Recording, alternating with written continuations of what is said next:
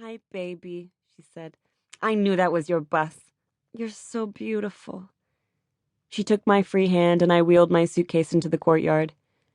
There was a pool in the middle with a string of lights around it, and the doors to the rooms were around the courtyard in an L shape.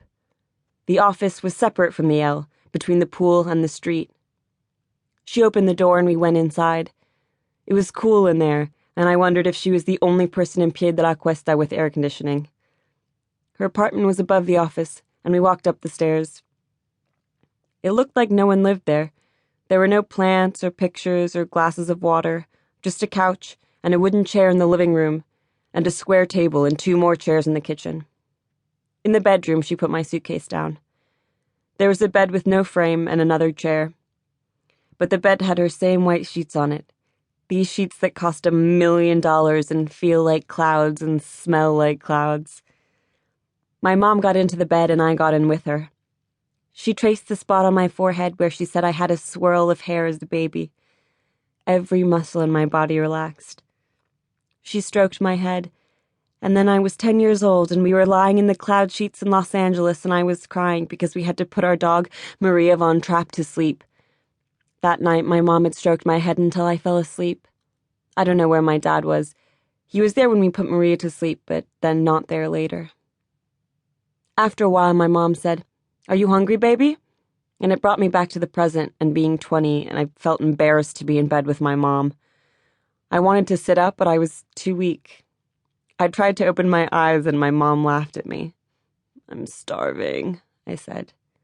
She went into the kitchen and made me an egg sandwich, which is one of my favorite things, with Oaxacan cheese, which is another of my favorite things.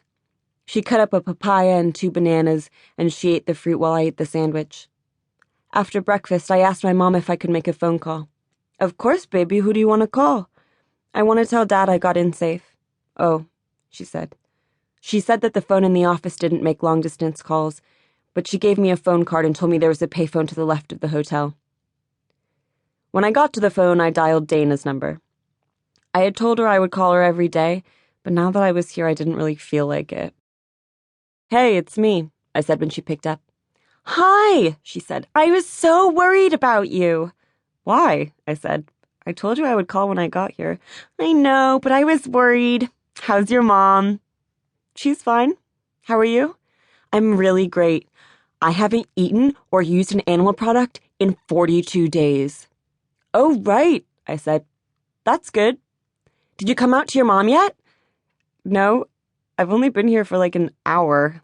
"I can't wait for you to tell her. I am so proud of you." I told her I would call her the next day, and then I hung up by accident. Then I called my dad and made the mistake of telling him about the buses. "You got in the middle of the night," he said, "and your mother couldn't pick you up?"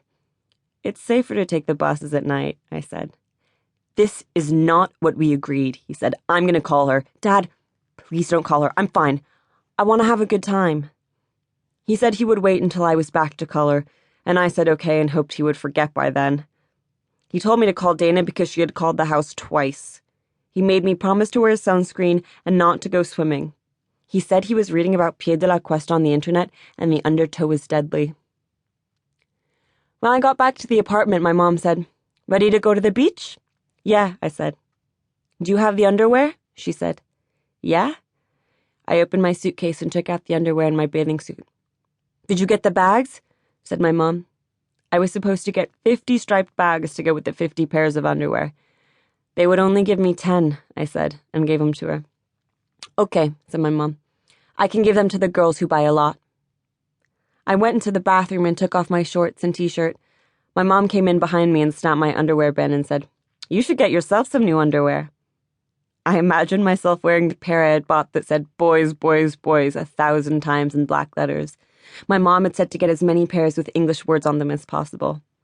Another pair said, "See you tonight," and I thought those were really funny, because if someone else was seeing them, wasn't it already tonight?